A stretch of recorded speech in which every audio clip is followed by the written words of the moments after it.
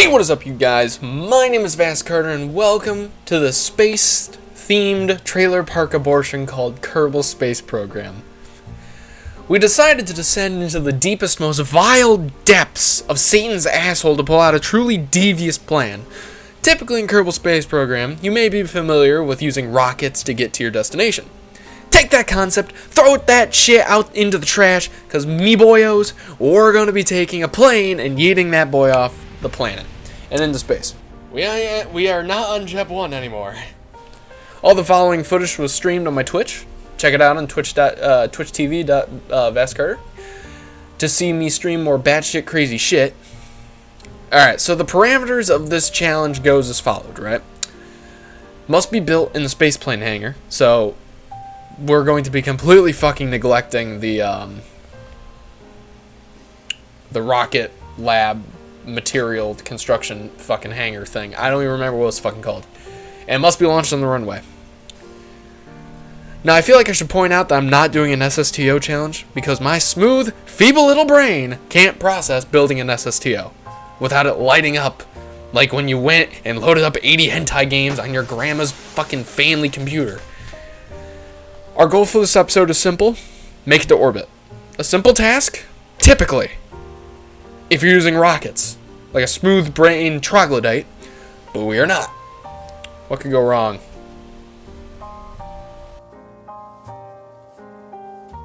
It's the first day of our burgeoning upstart shitbox of a space agency. I dubbed this infant agency the VASC. Lovely, isn't it? Standing for the Vastian Aeronautical Space Command. Creative. This will be the last and only serious name in the series. Just like to point that out.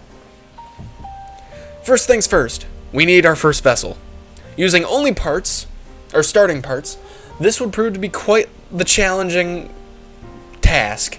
Cobbling together what could loosely be described as a plane-like object.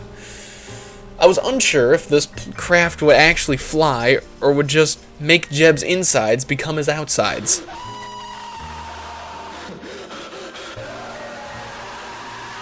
We dubbed this line of planes the Nog program. Luckily for us, however, the Nog 1 didn't have to be tested, and Jeb's insides could stay in his body. I know, we're just that kind of guy. We're just that kind of company.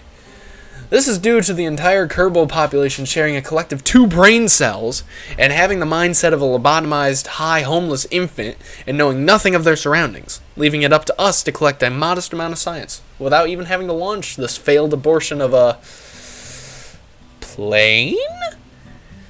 Using the science collected from under the plane's couch cushions, we unlocked basic rocketry and basic engineering. Rubbing our final brain cells together, it was time to cobble together a new plane, a stronger plane, a plane that would turn Jeb's insides into a thick paste. That's science. We dubbed this such revolutionary plane the Nog 2. This plane would be the first Vastian plane to leave the ground and take Jeb on the first steps towards the stars. The craft didn't make it anywhere near space, but it flew high enough to get some of that sweet, delectable, juicy science and make it home safely. Make it home safely. It's not pulling up. Why is it not pulling up? Wait, no, pull up. No, wait, Jeb, what are you doing? What are you doing, Jeb? What is going on in there? Hello, Jeb? Jeb, pull up! Oh. Right. This craft had the top engineers in the Vastian Space Command working on this and installed a safety system to circumnavigate Jeb's monkey brain. I'm escaping to the one place that hasn't been corrupted by capitalism. Space! With Jeb returning to the ground safely with only mildly shitted pants, we collected the science and moved on to the next project, leaving the atmosphere. This new and bombastic plan required a new program name, and I dubbed the program Blog. Surely this would be a successful program and not have drastic repercussions for Jeb's circulatory system. Our first design in the Flog program was the Flog 1. I know, it's so creative. You can thank me later for my brilliance. The Flog 1 was a resounding, well, it wasn't a failure. Not a complete one, anyway. But it wasn't exactly a success, as it failed to leave Kerbin's feeble little atmosphere. The sheer mediocre performance of the Flog 1 led the most skilled and intelligent Kerbal designers to conceive this elegant bag of ant shit, the Flug 2. Only time will tell if the Flog 2 will perform as intended. Scientific theory? Nah. A proper series of simulation and preparation? Nah, fuck that. Fuck old Jeb into the pit cock and send that bitch soaring into the heavens at ludicrous speeds. And hope for the best. Without further ado, 3, 2, 1, launch. The launch itself went, well enough. I'm just fucking kidding. That's right, baby. We made it into space. Look at that, boys. Easy clap, boys. Easy clap. This beautiful shit box lived up to our unrealistic monkey brain expectations. You may be wondering why I'm celebrating for such a minute achievement. It's because, well, everything from here will be going horribly wrong.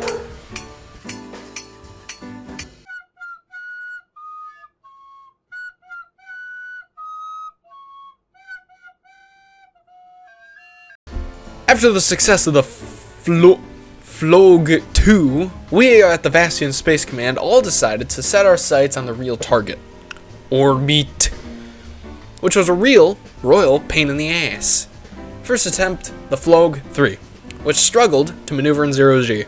Made it to space at least. More than can be said about the next few designs.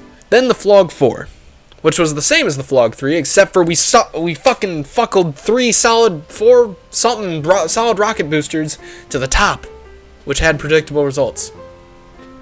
It didn't work. In case you were wondering, it made it about halfway. Back to the drawing board. The Flog 5 was more or less the same, both jet engines. Surely, if we keep strapping random shit to it, it'll eventually work. No. It was then that the madness ensued, where I just kept making more and more complex designs, throwing any logic or reason out the fucking window, fully returning to monkey. First with the Flog 6, then the Flog 7, Flog 8, Flog 9, and on and on and on and on and on and on and on and on, fucking Christ! I decided to take a break from the madness, and so I eep. Next stream we picked up right where we left off with the, oh yes, the Flog 14. Jesus Christ. How many shitty designs did we make? This challenge was slowly draining my sanity. A small slew of wacky designs came and went, until we came to the point where my neurons finally decided to fire, and the intelligent engineers of the Vastian Space Command decided to build the Flog 21. The Flog 21 was a complete and total failure. I was done. I was mad. And it was starting to hurt. Ugh. This game gives me a headache. But little did I know, the pain was finally about to fucking pay off with the construction of the Flog 22. Wasting no time, I sent Jeb to meet his gods and sent him off. The launch did not inspire any confidence with him, with the aircraft developing a significant turn to the right of the runway. But I was so fed up I did not give a shit, so I sent it anyway. Once we made it off the runway, things were looking even more dire. With the 2 boosters not being sufficient to speed the fucking aircraft enough to leave the atmosphere. Still hating my life and not having anything to lose, I started the main set of engines and continued on.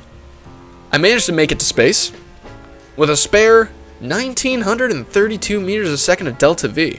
Not a bad position to be in, as long as I didn't go cross-eyed and fuck up the whole thing and ram Jeb into the nearest mountain. We began the attempt to get to orbit with an orbit burn. Towards the end of the orbit burn, things began to start looking good, until I reached what I thought was orbit. Why am I not in orbit?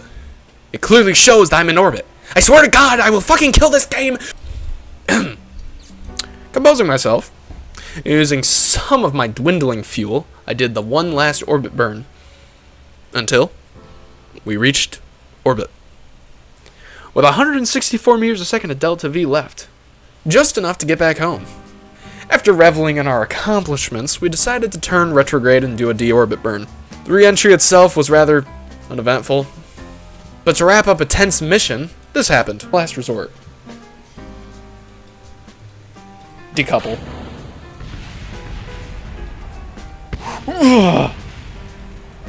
Luckily our equipment was unharmed, and so we grinded out some ethereal science, and we recovered the vessel, wrapping up the first steps in our mission to get to the stars.